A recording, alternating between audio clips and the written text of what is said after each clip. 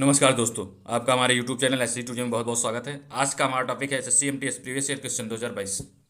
20 जुलाई 2022 को second seat में जो जीएस के क्वेश्चन आए थे, आज हम उससे अच्छी तरीके से कवर करने वाले हैं। ठीक है दोस्तों, तो आज हमारी कैसी कौन सी क्लास है? आज हमारी 30वीं क्लास है। ठीक है, तो आज हम इसमें 25 क्वेश्चन करेंगे विथ स्टैटिक जीके। ठीक है, चलिए फटाफट। ये हमारे चैनल पर नए हैं तो चैनल को सब्सक्राइब कर दीजिए और लेक्चर अच्छा लगे तो लाइक बिल्कुल कर ही दीजिएगा। ठीक है, समझ में आ गया? चलिए बिना रुके स्टार्ट करते हैं। आज का अपना टॉपिक देख लेते हैं। आज का हम अपना पहला क्वेश्चन क्या कह रहा है? महाबोधि मंदिर एक बौद्ध मंदिर है, यह भारत के किस राज्य में स्थित है? समझ में आया? महाबोधि एक बौद्ध मंदिर है, यह किस राज्य में स्थित है आपको बताना है। तो ये किस राज्य में स्थित है? तो ये स्थित है बिहार राज्य में। किस राज्य में? बिहार राज्य में। समझ में आ गया? किस राज्य में? बिहार राज्य में। महाबोधि क्या समझिए, बौद्ध जी को क्या, बौद्ध जी को यानी बुद्ध जी को कहाँ ज्ञान प्राप्त हुआ था? कहाँ ज्ञान प्राप्त हुआ था? कहाँ ज्ञान प्राप्त हुआ था? तो बोध गया में। कहाँ में? बोध गया में। समझ में आ गया? बोध गया में प्राप्त हुआ। यहीं पे क्या है, यहीं पे जहाँ बोध गया में प्राप्त हुआ इन्हें, यहीं पे एक वृक्ष था। किसका? बोधि वृक्ष। कौन सा? बोधि वृक्ष। कौन सा वृक्ष? बोधि वृक्ष यानी पीपल का वृक्ष है, जो बहुत ही पुराना है। क्या? बहुत ही साल पुराना है। ठीक है, समझ आ गया? इन्हीं के नीचे इन्हें क्या हुआ? बुद्ध जी को, किसको? बुद्ध जी को यहीं पे क्या हुआ? ज्ञान की प्राप्ति हुई थी। क्या हुई थी? यहीं पे तपस्या करने के बाद ज्ञान की प्राप्ति हुई। हालांकि गए थे ज्ञान प्राप्त करने के लिए सारनाथ भी। क्या? सारनाथ भी बुद्ध जी गए थे, लेकिन यहाँ इन्हें कहाँ ज्ञान की प्राप्ति हुई? बोध गया, बोध वृक्ष के पीपल के नीचे। समझ में आ गया? तो यहीं पे क्या है? एक मंदिर बन गया। कहाँ पे? यहीं पे। समझ रहे हो? ये जो बोध वृक्ष था, यहीं पे एक मंदिर बन गया है। उस मंदिर का नाम है महाबोधि मंदिर। क्या? महाबोधि मंदिर, या फिर क्या, महाबोधि विहार भी कहते हैं। समझ में आ गया है? ये चीज़ आपको ध्यान रखनी है। ठीक, कोई दिक्कत आपको नहीं होनी चाहिए। ठीक है, ये क्या है? महाबोधि मंदिर यूनेस्को के धरोहर में भी शामिल है। क्या? यूनेस्को के धरोहर में भी शामिल है। ये चीज़ आपको ध्यान रखनी है। समझ में आ गया? कभी आपसे पूछ भी सकता है। ठीक है, यहाँ तक आपको विधिवत तरीके से कवर हुआ होगा। ठीक है, तो इसमें कौन सा ऑप्शन सही है हमारा? बिहार। कहाँ पे है ये महाबोधि मंदिर? बिहार के बोधगया में। ठीक है, चलिए अगला क्वेश्चन देख लेते हैं। हमारा अगला क्वेश्चन क्या है? निम्नलिखित में से कौन सा उपधातु मेटलॉयड का उदाहरण है? बताइए। Gallium, indium, aluminium, boron. बताइए कौन सा उपधातु। समझ रहे हैं? उपधातु, उपधातु किसे कहते हैं? किसे कहते हैं? जो क्या करे, जो धातु के भी गुण को प्रदर्शित करे। क्या? जो धातु को भी गुण को प्रदर्शित करे और अधातु के भी गुण को प्रदर्शित करे, उसे हम कहते हैं मेटलॉइड्स। क्या कहते हैं? मेटलॉइड। यहाँ तक आपको समझ में आ गया नहीं आ गया? क्या कहते हैं? मेटलॉइड। समझ में आ गया? तो आवर्त सारणी में कितने तत्व हैं जो क्या है? मेटलॉइड्स यानी उपधातु हैं। जैसे हमारा हो गया क्या? जर्मेनियम हो गया, सिलिकॉन हो गया, आर्सेनिक हो गया। समझ में आ गया? बोरान हो गया, एंटीमनी हो गई, टेल्यूरियम हो गया और पोलोनियम। देखिए समझ आ गया? ये तत्व जो है हमारे, ये क्या हैं? ये तत्व हमारे क्या हैं? ये तत्व हमारे उपधातु हैं। ये चीज़ आपको ध्यान रखनी है। तो आपको पूछ क्या रहा है, इसमें कौन सा उपधातु है? मेटलॉयड है तो गैलियम, इंडियन, एल्यूमिनियम, बोरान। तो हमारा कौन सा ऑप्शन सही होने वाला है? बोरान। समझ में आ गया? समझ आ गया नहीं आ गया? कौन सा? बोरान चौथा ऑप्शन सही होने वाला है। समझ में आ गया वो? चलिए अगला क्वेश्चन देख लेते हैं। अगला क्वेश्चन क्या कह रहा है? तीसरा, अधिनियम बनने के लिए भारत की संसद दोनों सदनों में जिसका पारित होना आवश्यक है उसे विधायी प्रस्ताव के मसौदे को क्या कहा जाता है? बताइए क्या कहा जाता है? समझ आ गया?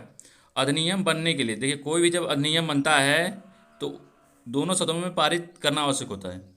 तो उस विधायी प्रस्ताव के मसौदे को क्या कहते हैं? जैसे पारित करने से पहले उसे क्या कहेंगे? जैसे कोई भी चीज़ हो गई, कोई भी जो होता है तो उसे क्या कहते हैं? यही कहते हैं कि बिल। क्या? बिल। बिल को क्या पारित कराया जाता है?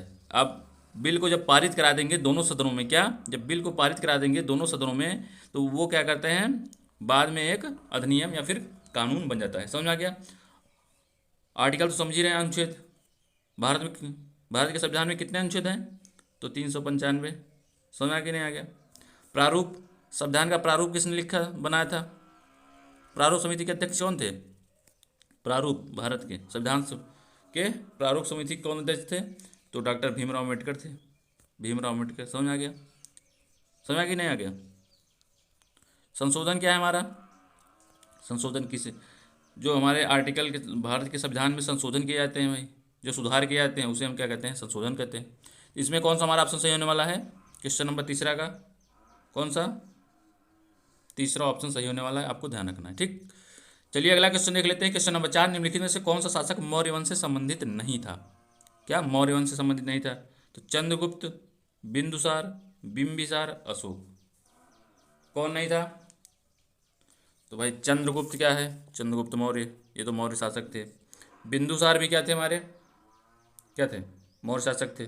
बिंबिसार ये नहीं थे। अशोक भी हमारे मौर्य शासक थे। इसमें हमारा कौन सा ऑप्शन सही होने वाला है बताइए? तो हमारा तीसरा ये बिंबिसार। तो बिंबिसार फिर नहीं था, ये मौर्य शासक नहीं थे, तो कौन सा शासक था? तो ये हर्यक वंश। क्या? हर्यक वंश का स्थापक कौन था? कौन था? तो ये था बिंबिसार। इसने हर्यक वंश की स्थापना कब की थी? 544 ईसा पूर्व में। कौन सा साम्राज्य में? कौन सा साम्राज्य था इसका? मगध साम्राज्य। समझ रहे हो क्या हुआ?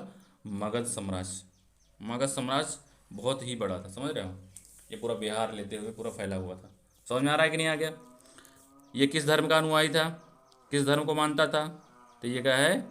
बौद्ध धर्म। कौन सा? बौद्ध धर्म। क्या? बौद्ध धर्म को मानता था। समझ में आ गया? किसको मानता था? ये बौद्ध धर्म को मानता था। इसने अपनी राजधानी कहाँ बनाई थी? किसने? बिंबिसार ने। इसने बनाई थी राजगृह। राजगृह कहाँ है? ये बिहार में। समझ में आ गया? ये चीज़ आपको ध्यान रखनी है। ठीक, ये कितने वर्षों तक शासन किया? तो ये 52 वर्षों तक शासन किया। समझ में आया कि नहीं आ गया? ठीक, यहाँ तक आपको विधिवत तरीके से समझ में आया होगा। ठीक है, समझ आया कि नहीं गया? बिंबिसार क्या था? ये बौद्ध धर्म का अनुयायी था। ठीक है, क्या? बौद्ध धर्म का अनुयायी। तो यह क्या करता था? ये बुद्ध जी का बहुत ही सेवा करता था। तो इसने एक बार क्या किया था? एक बार इसने राजवैद्य जीवक, क्या? राजवैद्य जीवक को भेजा था। किसके लिए? किसके लिए भेजा था? तो राजवैद्य जीवक को बुद्ध के सेवा के लिए। किसके? महात्मा बुद्ध की सेवा के लिए। ठीक है, बिंबिसार क्या था? एक निषाद वंशी भील शासक था। क्या? निषाद वंशी भील शासक था। समझ में आ गया? क्या?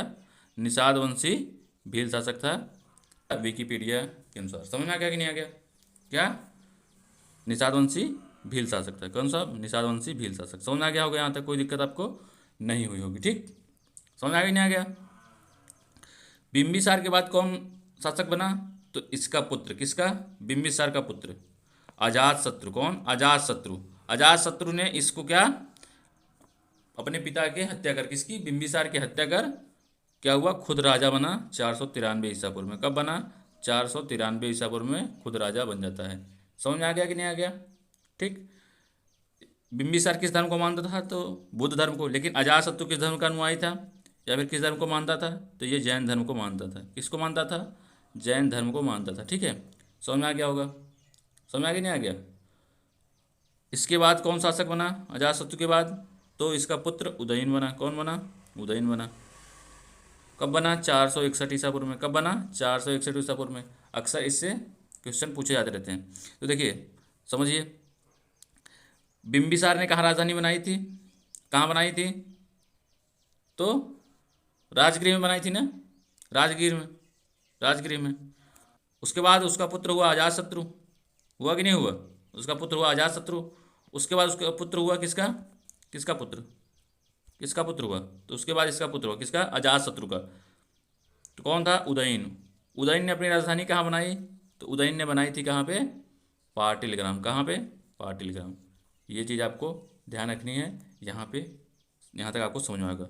सबसे लास्ट जो शासक था, क्या ये पूछ लेता है कभी कभी कि हर्यक वंश, क्या जो हर्यक वंश था इसका सबसे लास्ट जो शासक था कौन था? कौन था? नागदशक। क्या? नागदशक था। कौन था? नागदशक। समझ में आ गया? कौन था? नागदशक। ये क्या था? एक अयोग्य शासक था। क्या? ये एक अयोग्य शासक था। समझ रहे हो? यहाँ तक आपको कोई दिक्कत नहीं। कौन? जो इसका लास्ट यानी अंतिम शासक कौन था? नागदशक। ये चीज़ आपको ध्यान रखनी है। ठीक, चलिए आगे देख लेते हैं अगला question. Question number 5, direct free crick kick नामक शब्द इनमें से किस खेल से संबंधित है? बताइए। Direct free kick, direct free kick किस खेल खेल से संबंधित है? तो बताइए किस खेल से संबंधित है? क्रिकेट से है, बैडमिंटन से है, फुटबॉल से है, हॉकी से? तो बताइए किस खेल से संबंधित है? क्या? Direct free kick. Question number 5 का आपको आंसर बताना है।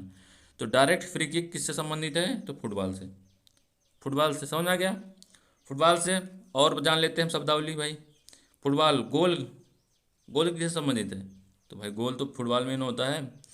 फुल बैक हो गया, हाफ बैक हो गया, क्या हो गया? फुल बैक हो गया, हाफ बैक हो गया। ये शब्दावली किससे संबंधित है? समझ आ गया? कौन हो गया? रेफरी हो गई, क्या? रेफरी हो गया। पेनाल्टी किक हो गया, क्या? Penalty kick. समझ गया? Penalty kick. ये सब शब्दावली किससे संबंधित है? तो ये सब किससे संबंधित है? तो ये संबंधित है फुटबॉल से। ठीक है, आपको ध्यान रखनी है। क्रिकेट से क्या है? चाइना मैन संबंधित है क्या?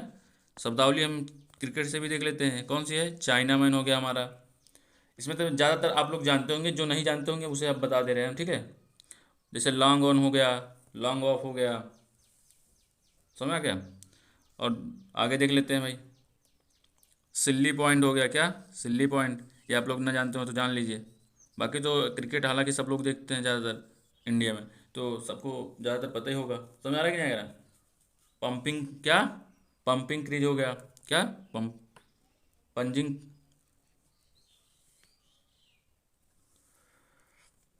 ठीक है, यहाँ तक आपको समझ में आएगा।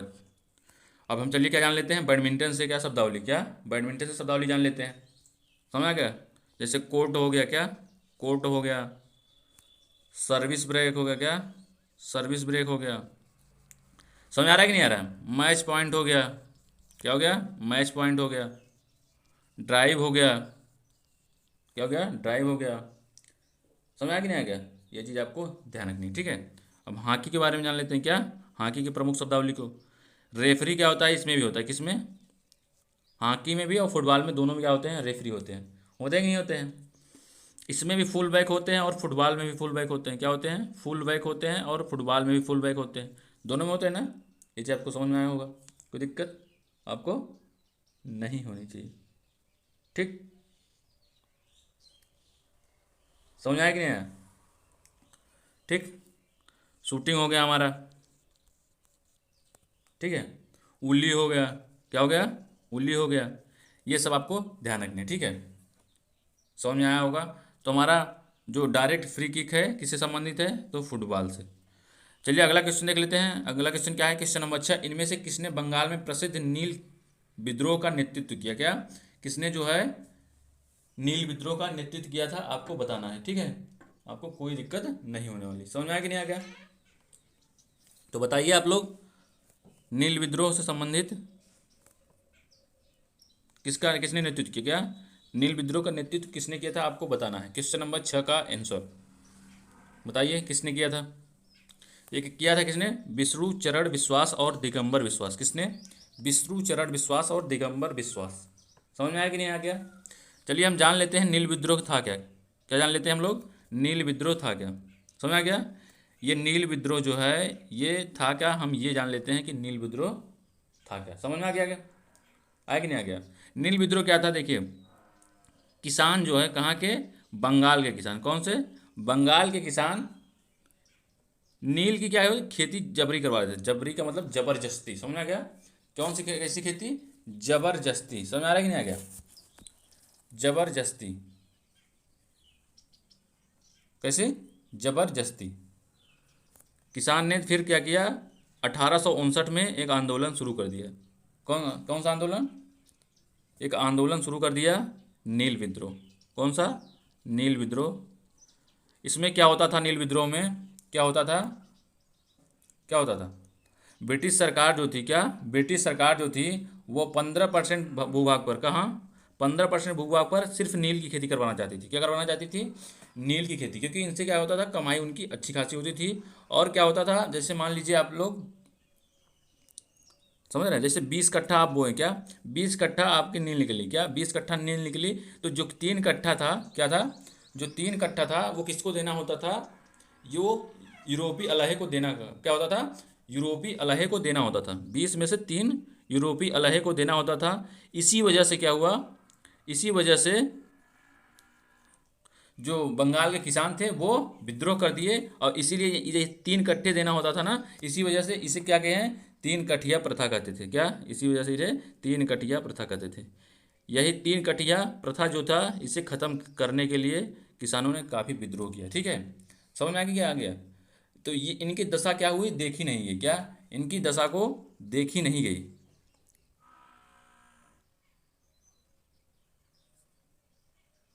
इनकी दशा को देखी नहीं गई। समझ में आ गया कि नहीं आ गया,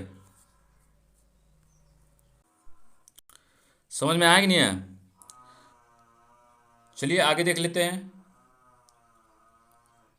ठीक, समझ गया। क्या होता है, जब महात्मा गांधी से ये सब जो था देखा नहीं गया, तो फिर क्या हुआ, महात्मा गांधी जी क्या करते हैं, बिहार जाते हैं। कहाँ, बिहार के मोतिहारी और बेतिया में जाते हैं। कहाँ पे, मोतिहारी और बेतिया, मोतिहारी और बेतिया। मोतिहारी और बेतिया कहाँ है, बिहार के समझिए कि उत्तर और पश्चिम में मोतिहारी और बेतिया हैं, ये स्थान है। समझ आ गया। तो कहा यहाँ पे गांधी जी जाते मोतिहारी और बेतिया में जाते हैं, समझ रहे हो, जाते हैं। और कौन सा, चंपारण सत्याग्रह होता है। कौन सा, चंपारण सत्याग्रह होता है। समझ आ गया, कौन सा सत्याग्रह, चंपारण सत्याग्रह। गांधी जी ने पहला जो सत्याग्रह आंदोलन किया था, यही चंपारण सत्याग्रह था। ठीक है, हुआ, जिसके फलस्वरूप ये 3 कठिया प्रथा समाप्त हुई। कौन सी, ये 3 कठिया प्रथा समाप्त हो गई। समझ में आ गया नहीं आ गया, कौन सी प्रथा, ये 3 कठिया प्रथा। 3 कठिया प्रथा ऑलरेडी हमने आपको समझा चुके हैं। ठीक है, ठीक। ये क्या करते थे, 3 कठिया प्रथा समझिए कि कुल मिला के नील विद्रोह इसलिए था क्योंकि ये जबरन नील की खेती करवा देते थे। समझ आ गया। और कह रहे थे कि 15% आपको नील की खेती करनी ही पड़ेगी। समझ आ गया। ठीक है, इसमें हमारा नेतृत्व सबसे पहले कौन किया था, तो किया था किसने, विष्णुचरण विश्वास और दिगंबर विश्वास ने। कहाँ पे, बंगाल में। ठीक है, चलिए आगे देख लेते हैं। अगला क्वेश्चन क्या है, भारत के उत्तरी और उत्तर पश्चिमी भाग में किसकी भोजन की मुख्य फसल है, कौन सा जो है भोजन का मुख्य फसल है। क्या, कौन सा जो है भोजन का मुख्य फसल है, आप लोग को बताना है। बताइए, भारत के कौन, देखिए ये हमारा भारत हो गया कि नहीं हो गया,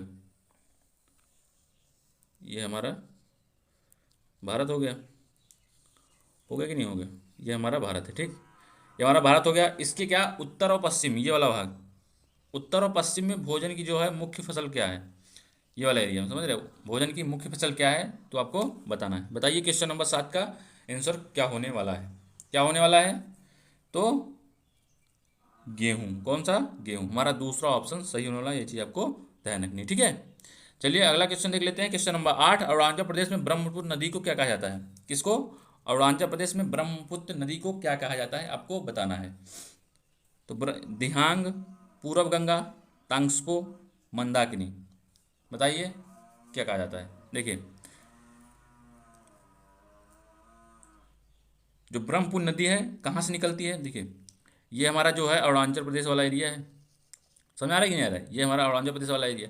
ये कहाँ से आती है ब्रह्मपुत्र नदी, तो ये क्या है, तिब्बत में क्या है, मानसरोवर झील से। कहाँ से, तिब्बत के एक पुरंग जिले, क्या पुरंग जिला है, कहाँ पे, तिब्बत में। वहीं पे क्या है, एक मानसरोवर झील। कौन सी झील, मानसरोवर झील। कौन सी झील, मानसरोवर झील। समझ आ गया, कौन सी झील है, मानसरोवर झील। और इसे मानसरोवर झील को तिब्बत में क्या कहा जाता है, तो तिब्बत में क्या कहता है, एरलंग स्पो, एरलंग स्पो।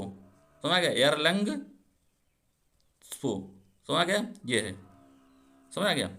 इस मानसरोवर क्या कहते हैं, एरलंग स्पो। समझ गया। तो यहीं से निकल के ये क्या करती हैं, अरुणाचल प्रदेश में प्रवेश करती हैं। ठीक है, कहाँ करती हैं, अरुणाचल प्रदेश में प्रवेश करती हैं। और जैसे अरुणाचल प्रदेश में आती हैं तो इनका नाम क्या हो जाता है, अरुणाचल प्रदेश में इनका नाम क्या हो जाता है, क्या हो जाता है, दिहांग। क्या, दिहांग। समझ आएगा, अरुणाचल प्रदेश से क्या कहते हैं, दिहांग।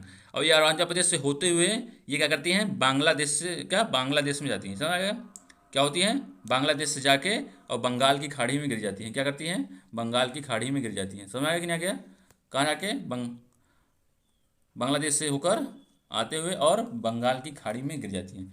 तो इसे क्या कहते हैं, देखिए चीन में इसे क्या कहते हैं, अब समझिए, इस जो ब्रह्मपुत्र नदी है, कौन सी ब्रह्मपुत्र नदी, ब्रह्मपुत्र नदी को चीन में क्या कहते हैं, चीन में क्या कहते हैं ब्रह्मपुत्र नदी को, बताइए क्या कहते हैं। देखिए ये है ब्रह्मपुत्र नदी, समझ रहे, ये देखिए ये है हमारी ब्रह्मपुत्र नदी, कहाँ आके गिर रही है, तो ये बंगाल की खाड़ी में।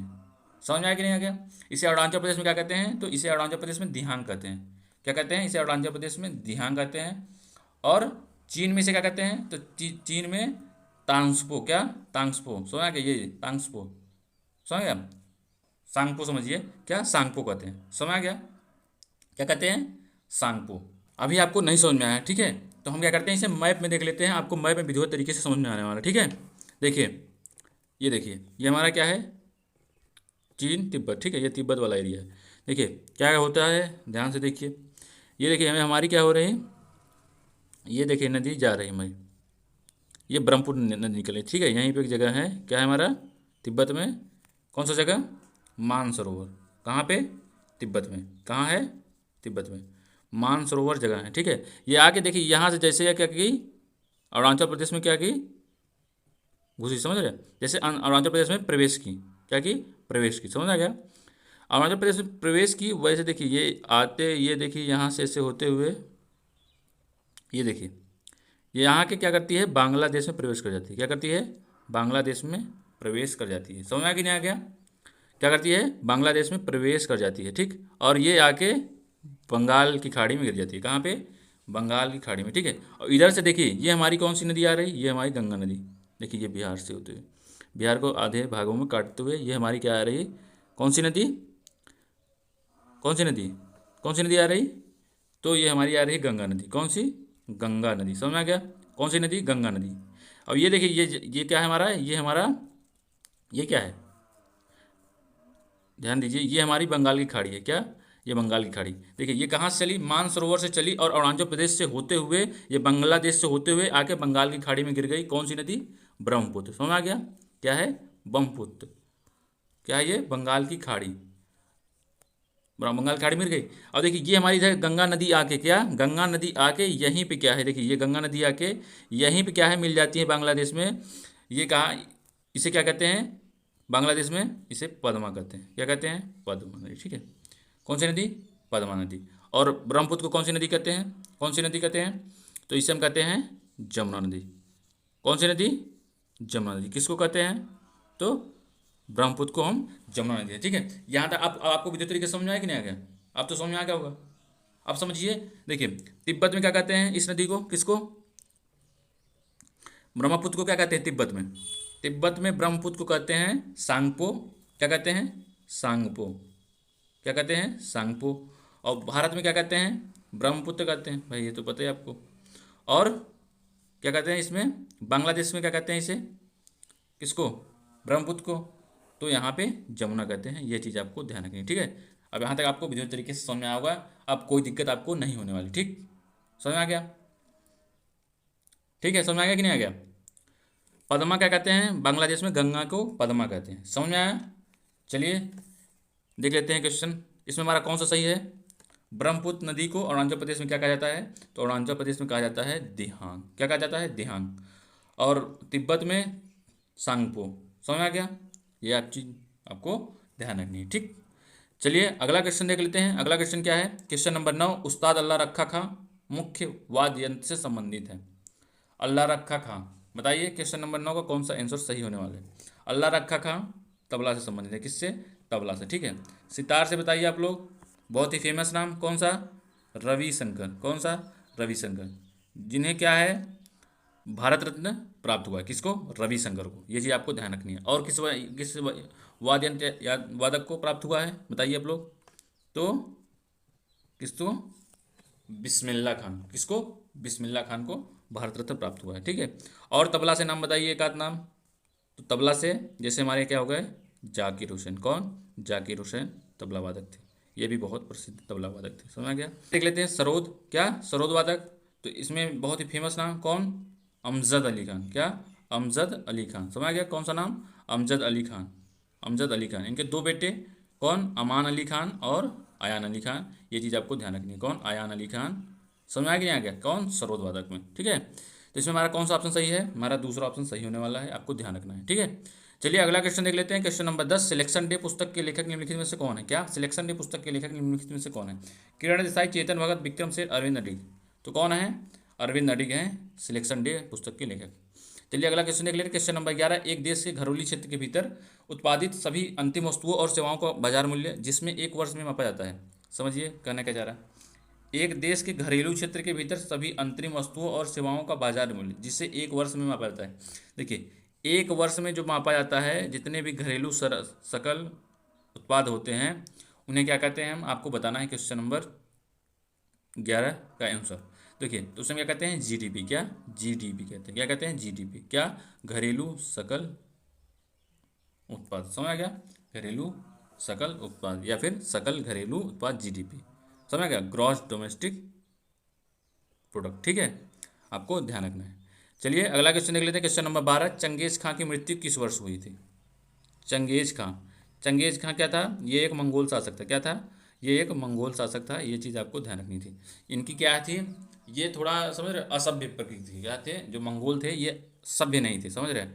क्या करते थे ये? इनके अंदर नैतिकता भाव नहीं था। किसके प्रति? स्त्रियों के प्रति नैतिकता भाव नहीं था। ये सिर्फ माता से क्या है नैतिकता में रहते थे, बाकी स्त्रियों से इनके ज़्यादा वो नहीं था। समझ आ गया? क्या? ज़्यादा इनसे नैतिकता का भाव नहीं था। समझ आ गया? इसीलिए क्या कहते थे? ये असभ्य थे। समझ आ गया कि नहीं आ गया? क्या थे? असभ्य। चलिए बताइए इसकी मृत्यु कब हुई चंगेज खां की? तो 1227 ईस्वी में चंगेज खां की मृत्यु हो जाती है। समझ में आया कि नहीं आ गया? ये चीज़ आपको ध्यान रखनी है। चलिए अगला क्वेश्चन निकले क्वेश्चन नंबर 13, नवंबर 2021 में डैश डैश में दुआरे राशन योजना किस राज्य में दुआरे राशन योजना शुरू की गई थी? आपको बताना है दुआरे राशन योजना। केरल में, गुजरात में, पश्चिम बंगाल, उत्तराखंड। आपको बताना है क्वेश्चन नंबर 13 का आंसर कौन सा सही होने वाला है। तो दुआरे राशन योजना किस में? पश्चिम बंगाल में शुरू की गई थी दुआरे राशन योजना। समझ में आया? ठीक है, चलिए अगला क्वेश्चन देख लेते हैं। क्वेश्चन नंबर 14, इनमें से कौन सा पारिस्थितिकी का एक जैव घटक होता है? पारिस्थितिकी का जैव घटक, जैव तो समझ रहे हैं, जिसमें जीव एक प्रकार से जैव घटक। सूर्य का प्रकाश, कार्बनिक पदार्थ, आर्द्रता। देखिए सूर्य का प्रकाश नहीं हो सकता, ये गलत है। कार्बनिक पदार्थ भी नहीं हो सकता, आर्द्रता भी नहीं हो सकती। हमारा पहला ऑप्शन सही होने वाला है। कौन सा? पहला ऑप्शन सही होने वाला है, कवक। ठीक है, चलिए अगला क्वेश्चन देख लेते हैं। क्वेश्चन नंबर 15, निम्नलिखित में से कौन सा प्राणी जगत में मेलिया, क्या मेलिया यानी स्तनधारी संघ का एक उदाहरण है? कौन सा स्तनधारी? समझ रहे हैं? कौन सा? स्तनधारी यानी जो बच्चे पैदा करती है। चूहा, मुर्गी, मगरमच्छ, कबूतर। बताइए क्वेश्चन नंबर 15 का कौन सा आंसर सही होने वाला है? तो जो चूहा है, क्या चूहा जो है ये बच्चे पैदा करती है, बाकी मुर्गी, मगरमच्छ, कबूतर ये क्या देते हैं? तीनों ये अंडे देते हैं और ये बच्चे पैदा करती है। क्या? चूहा। समझ गया? तो इसलिए ये स्तनधारी। ठीक है, चलिए अगला क्वेश्चन देख लेते हैं। Question number 16, Indian super leagues 2021-22 किस टीम ने जीती? क्या इंडियन सुपर लीग्स किसने जीती? बताइए आप लोग। इंडियन सुपर लीग क्या 2021-22 किसके बीच हुई थी? किसके बीच हुई थी? तो क्या हैदराबाद एफसी के बीच, किसके? हैदराबाद एफसी के बीच और केरल ब्लास्टर के बीच। किसके? केरल ब्लास्टर के बीच। ठीक है, केरल ब्लास्टर के बीच। समझ आ गया नहीं आ गया? ये चीज़ आपको ध्यान रखनी। ठीक है, इसमें जीता कौन था? कौन जीता बताइए? तो इसमें हैदराबाद एफसी जीती थी। कौन? हैदराबाद एफसी। समझ आ गया? केरल ऐसा तीसरी बार हुआ, क्या केरल ब्लास्टर ऐसा तीसरी बार हुआ कि ये क्या करते हैं फाइनल में जा जाके हार जाती है। कौन? केरल ब्लास्टर। ठीक है, और सबसे ज़्यादा बार जो जीती है, क्या सबसे ज़्यादा बार आईएसएल लीग कौन जीता है? आपको बताना है। तो किसने जीता है? कोलकाता ने। किसने? कोलकाता ने सबसे ज़्यादा बार आईएसएल लीग जीता है। ये चीज़ आपको ध्यान रखनी। किसने? कोलकाता ने। समझ आ गया? ये चीज़ आपको ध्यान रखनी। ठीक, चलिए अगला क्वेश्चन देख ले रहे हैं। इसमें हमारा कौन सा सही है?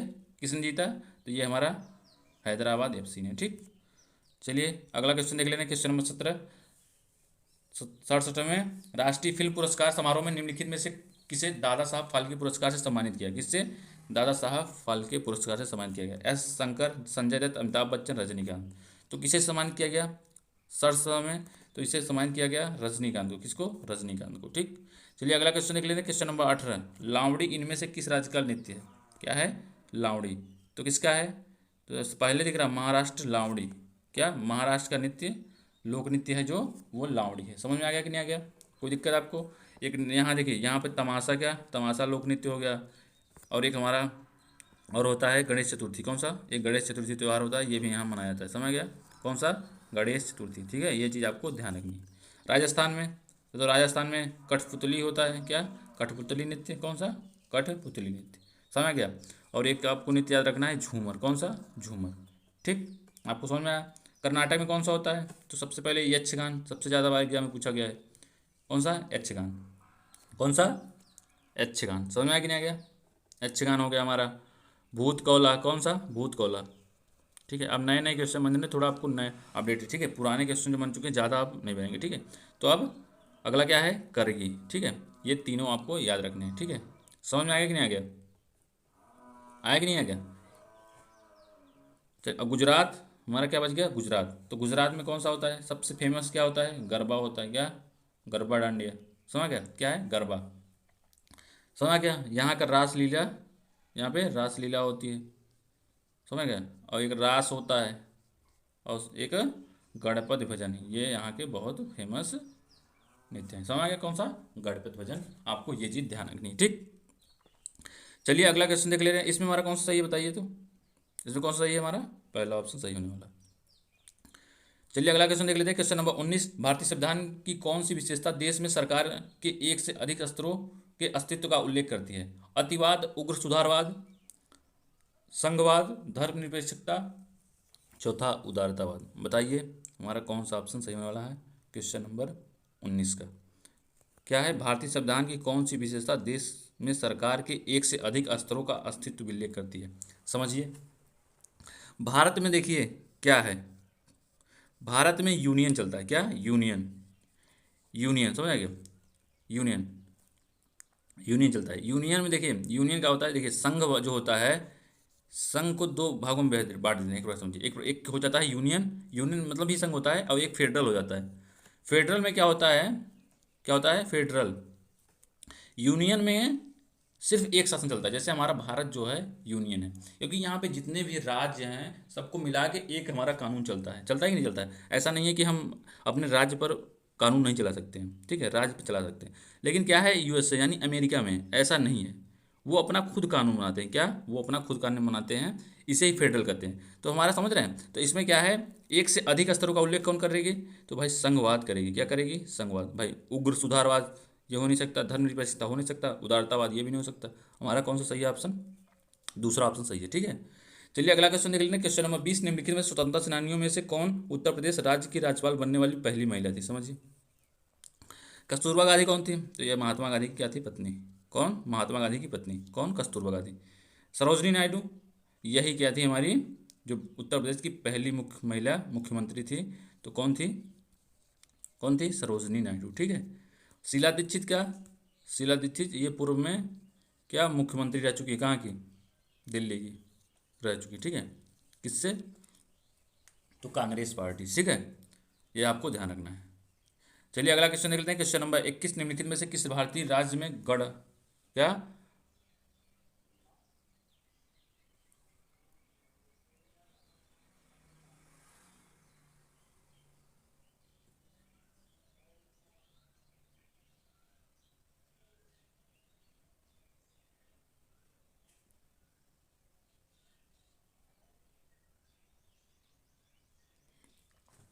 चलिए अगला क्वेश्चन देख लेते हैं, क्वेश्चन नंबर 21, निम्नलिखित में से किस भारतीय राज्य में गणगौर, क्या? गणगौर उत्सव मनाया जाता है? आपको बताना है किस में मनाया जाता है।